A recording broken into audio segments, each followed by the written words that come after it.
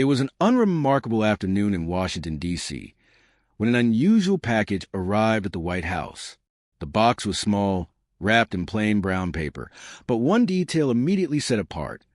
Scrawled across the top in red marker were two urgent words: "Help us." There was no return address. The Secret Service inspected it thoroughly. No explosives, no toxins, nothing physically dangerous. Still, something about it lingered. President Donald Trump studied the box in the Oval Office, resting it on the resolute desk. His advisor stood nearby, tense. "Mr. President," one aide asked, "would you like us to open it?" Trump shook his head. "No, I'll do it." As he slowly peeled back the paper, the room fell silent. This didn't feel like a prank or a threat. It felt different, like a plea. Beneath the wrapping was a small wooden box, roughly carved by hand. On the side were the initials ML and a childlike drawing of an American flag in crayon. Trump lifted the lid. Inside lay a bundle of letters tied with twine. On top sat a single photograph. It showed a young boy wearing a tattered hoodie, standing in front of a burned-down house. He held a handwritten sign that read, "Please don't forget us." No one spoke. "This doesn't look political," one senior advisor murmured. "It looks personal." Trump picked up the photo. The boy's eyes were tired, frightened, and hopeful. He untied the twine and unfolded the first letter. The handwriting was shaky. "Dear whoever opens this, my name is Luke. I am 9 years old. My sister Mia is 6. We lived in Paradise, California. Then the fire came. Everything burned. Mommy and Daddy tried to save Grandpa, but he couldn't move fast. He died. Now we live in our car. We don't go to school anymore. Mommy cries at night. I try to be brave for Mia. Please help us. Please don't forget us. Love, Luke." Trump lowered the letter. His voice, when he spoke, was quieter than anyone expected. "Is this real?" "We'll verify," his communications director replied. "But it feels real. Find everything you can on fire victims from Paradise." Trump said, "Now." Within hours, the facts came back. Paradise had been nearly erased by wildfire. Hundreds of homes gone, dozens dead, families scattered. Luke Miller was real. So was his sister, Mia. Their mother, Hannah, a former nurse, was unemployed and living with her children in a 2003 Honda Civic behind a closed gas station. Depression. No permanent aid. "What do you want to do, sir?" an aide asked. Trump stood. "I'm going there. No press. No announcements. I want to meet this boy. The optics." "I don't care about optics," Trump cut in. "A child asked for help. He deserves an answer." That night, Air Force One lifted off quietly. In Paradise, California, the smell of ash still clung to the air. Behind a shuttered gas station, Luke wrapped an arm around his sister and whispered, "I think someone heard us." The next morning, a black SUV rolled in. Trump stepped out wearing a simple jacket and cap. He approached the car slowly. Inside, Hannah slept in the front seat, her arm protectively draped over her children. Luke woke first and nudged Mia. There's a man outside." Trump removed his cap and crouched down. "Are you Luke?" Luke nodded. Hannah jolted awake, fear flashing across her face, until she heard the tone. "I'm here to listen," Trump said simply. "Not to reports. To you."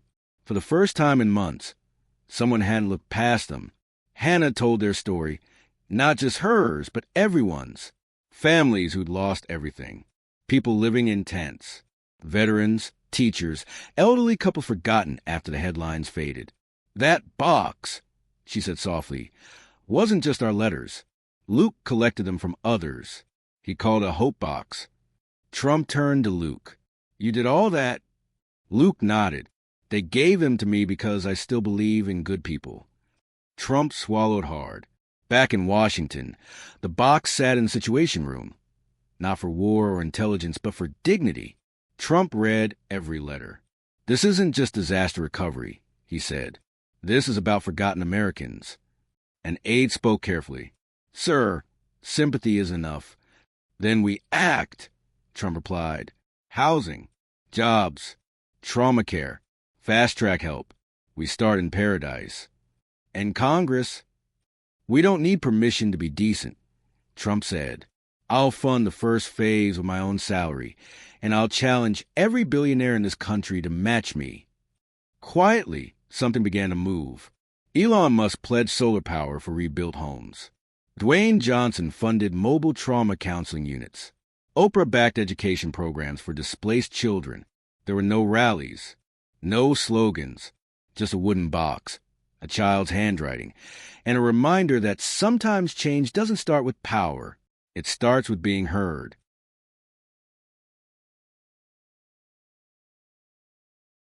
Temporary homes began appearing across paradise, converted trailers, tiny houses, and repurposed federal shelters.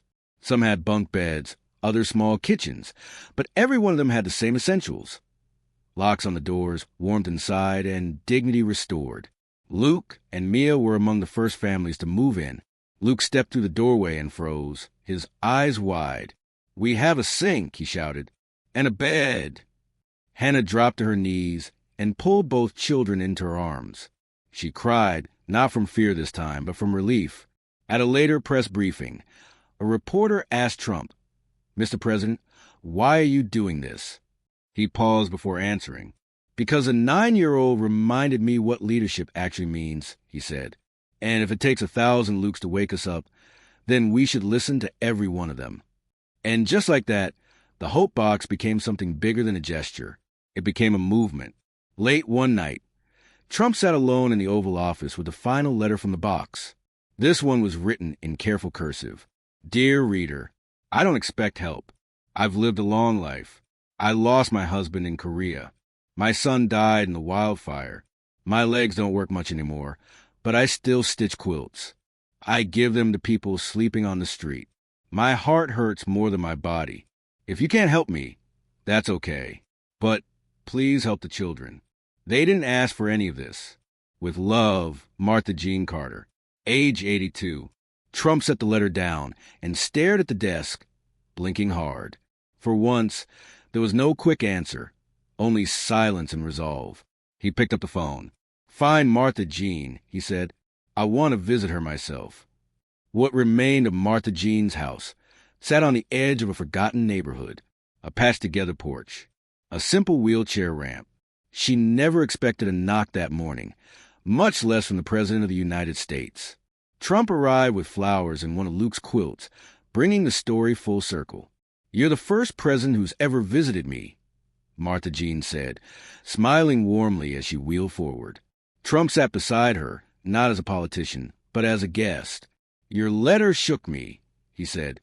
"You've lost so much and you still give." "I don't have money," she replied gently, "but I have stitches, stories, and love." Trump nodded. "That's more than most billionaires I know." They talked for over an hour about war, loss, faith, and kindness. As he stood to leave, she reached for his hand. "Thank you for listening," she whispered. "No," Trump replied. "Thank you for teaching me." Inspired by Martha Jean, the White House launched the National Quilt Project, a symbolic act of unity. Survivors, children, seniors, veterans, each stitched a square representing their story. The completed quilt was displayed in the Capitol Rotunda. Luke's square read, "Still hopeful." Mia's, "Safe now." Hannah's, "I can breathe again." Martha Jean's, "Love never burns." Millions came to see it. Social media lit up. The message was unmistakable. These people were not forgotten. They were America, stitched together through pain, hope, and healing. Even Trump, a man known for building walls, found meaning in something softer. A quilt. For weeks, Trump refused media coverage. "This isn't for ratings," he told his team. But survivors began sharing their own videos, new homes, reunited families, first nights sleeping in real beds. Eventually, Trump agreed to one event. A town hall held inside a converted warehouse shelter in paradise. No stage, no suit, just a windbreaker and a folding chair. Luke sat beside him, holding the now empty Hope Box. A reporter asked, "Mr. President, what did you see when you opened that box?"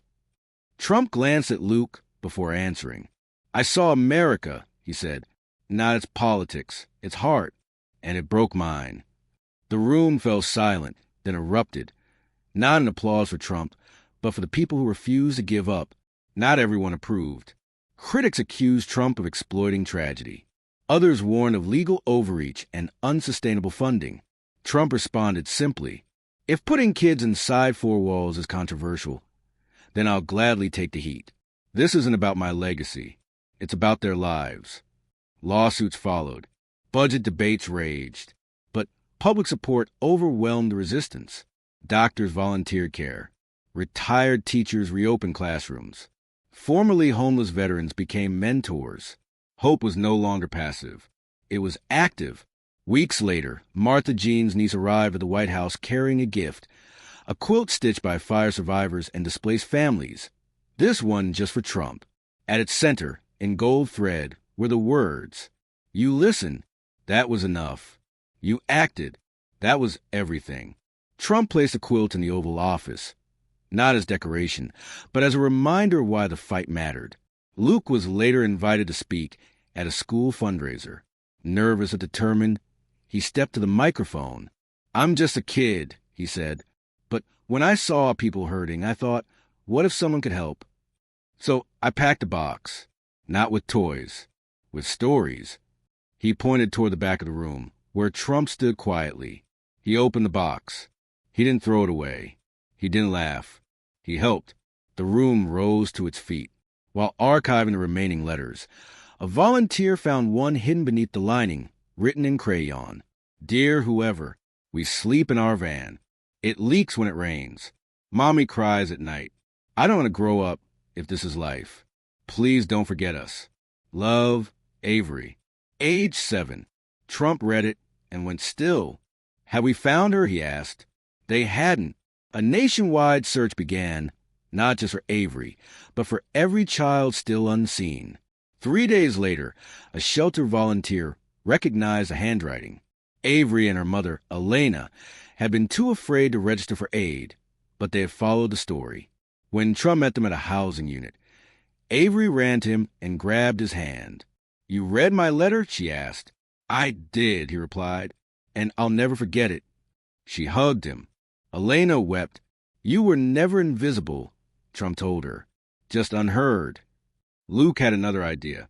"What if we make a box for thank you letters?" he asked. "For the helpers?" And so a new hope box was born. Letters poured in for teachers, firefighters, janitors, therapists, volunteers. One thanked a custodian who donated his paycheck. Another honored a teenager who built solar lights from scrap. Hope had evolved from asking for help to giving it. A room in the White House was quietly transformed into the legacy room. Not for presidents, but for people. Letters, quilts, photos, and names lined the walls. A plaque read, "Here is proof that one box can change a nation, and that compassion, once unlocked, spreads faster than fire." Visitors wept. Children asked questions. Leaders stood humbled. It wasn't a museum. It was a mirror. Martha Jean passed away peacefully not long after, but her final quilt arrived days later. At its center, stitched in red, "I believed in America, even when it forgot me." Trump framed it beneath her original letter. "I thought I was opening a box," he later said. But the truth is, the box opened me. 1 year later, Paradise wasn't just rebuilding. It was thriving. Trump visited quietly. No cameras. "It's not a help letter," he said, grinning. "It's a thank you." Trump tucked it into his coat pocket and looked out at the neighborhood. "No cameras," he said softly. "But this is the picture I'll keep forever." And somewhere under the stars, a quilt swayed in the evening breeze. Proof that even from ashes, hope can rise.